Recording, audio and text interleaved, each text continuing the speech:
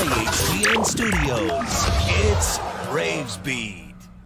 Happy Friday, Braves, and welcome to this week's episode of Braves Beat. I'm Melissa Mensch. And I'm Kelsey Rosenfeld. Melissa, did you know that today is National Bubblegum Day? I didn't. Very interesting. February is Black History Month. This week we recognize George Washington Carver. To Carver, peanuts were like paintbrushes. They were tools to express his imagination. Yes, Carver was a scientist and an inventor who found hundreds of uses for peanuts. He experimented with the legumes to make lotions, flours, soaps, dyes, plastics, and gasoline. Absolutely amazing. Well, we have a lot of news to cover this week, so let's get started. The Indian Hill District is proud to congratulate Ardisha Thirwani for being selected as one of only 17 students nationally to join the 2025 Youth Advisory Council for Creative Visions, a national nonprofit organization. As part of this honor, Ardisha will lead engagement activities focused on mental health awareness and collaborate on a mental health project here in the Cincinnati community. A huge congratulations to Ardisha for this outstanding achievement. We're excited to announce a special K-12 STEM night coming up on Wednesday, February 19th from 6 to 7:30 p.m. at the Indian Hill Middle School. Come join us and experience firsthand our nationally recognized STEM program. The IMP Food Pantry serves families in need, making sure that they have access to food, but they have access to no food for their pets. Make sure to donate any unopened pet food, preferably cat or dog food, at the bin located in the front office. Any donation helps these families in need. And now, a recap of students leading the way. Our Unified Student Officers planned and hosted the first Unified Leadership Retreat on Tuesday. Students engaged in fun challenges focused on developing their 5 C's and also worked together on a service project benefiting a local community organization. Great job. Well, let's toss it over to our sports reporters, Brody and Reed, for this week's report. Hello, Braves. I'm Brody Smith. And I'm Reed Pontius here today with this week's sports report. For boys basketball, the Braves had a senior night last Friday for Cam Miller, and they were able to come away with a 77-64 win. Then on Saturday, February 1st, they had a game to Mason County High School in Kentucky and won again 71-61. They play at Finneytown tonight, and we will have those scores next week. Girls basketball routed Reading Wednesday, January 29th, 59-16. They were supposed to play Finneytown Saturday, February 1st, but Finneytown had to cancel due to lack of players.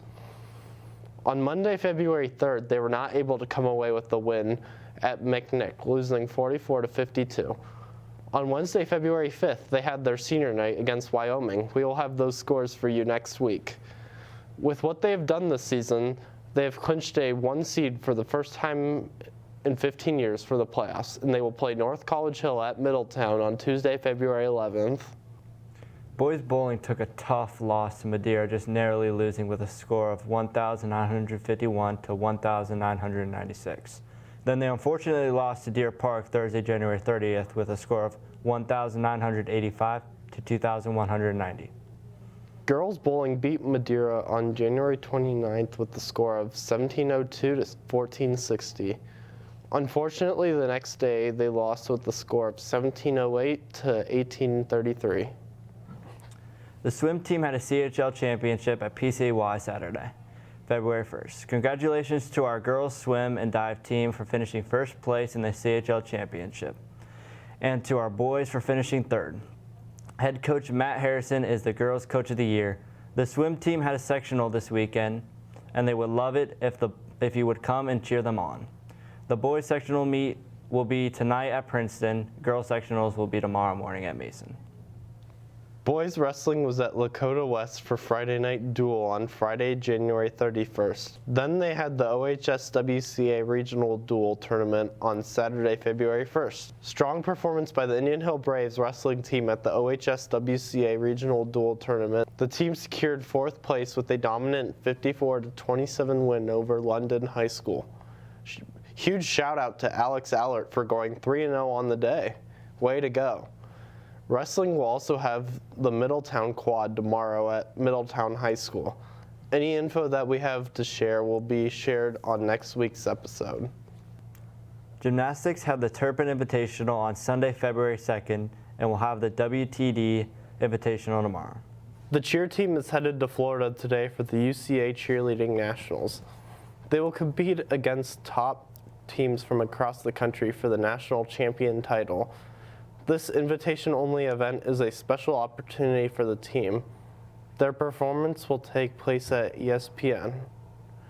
We will have the results for this event in the next episode. Indoor track made the trip up to Columbus and bringing home some great finishes. Great contributions by Aiden, Jack, James, Harry, and James, and a new school record in the indoor 200 meter for Aiden Faber. The girls' indoor track team was also there, and great contributions were made by Sabrina, Katie, Elena, and Ella. The indoor track team also has another meet at The Ohio State University tomorrow. Well, Braves, that's all the news we have for sports this week. Back to the news desk. Thanks for catching us all up on our sports teams. Go Braves! The Indian Hill Braves on a Mission service team is excited to partner with Sleep in Heavenly Peace Cincinnati to provide ready-to-sleep-in beds to kids in need of a clean, comfortable, safe, and secure place to dream. And we need your help. Click on the link in the description to learn more. Are you interested in being the next Steven Spielberg? Have you ever been curious about what goes on behind the scenes in filmmaking? Then this 2-week camp is for you. Patrick Langworthy was able to interview Emmerich McClure, who has attended this camp for 2 summers, to hear about his experience. Roll the clip. Hello Braves, I'm Patrick Langworthy here with Emmerich McClure to learn about the Kappa Film Camps. Emmerich, I heard you've attended this camp twice now. Are you an inspiring filmmaker? Yeah, I've wanted to be a filmmaker ever since I started making these short little sketches or skits with my friends in like middle school. I think I made my first one probably in like 7th grade. So yeah, I'd really like to become like a film director as a career. That's awesome. How has this camp helped you? It's helped me sort of realize what being a filmmaker is like. It showed me like all the steps of production process, not just like on-set filming, you know, that they sometimes show in movies, but like the writing, the editing, the planning, getting actors for your project, all the way to editing and then to, you know, showing it to an audience. So I really love that. That's awesome, man. What are some of the biggest takeaways from the camps? Filmmaking can be difficult sometimes, but if you're doing it with people that also love it as much as you, it can be super fun, super fulfilling. Well, my last question is, what was your favorite memory from these camps? My favorite memory was probably from the first camp 2 years ago when I did it, when I made this this comedy movie, this short comedy film, and when I showed it to my family and my friends during like the premiere during the camp, they all liked it and they laughed at all the right parts, so that was great.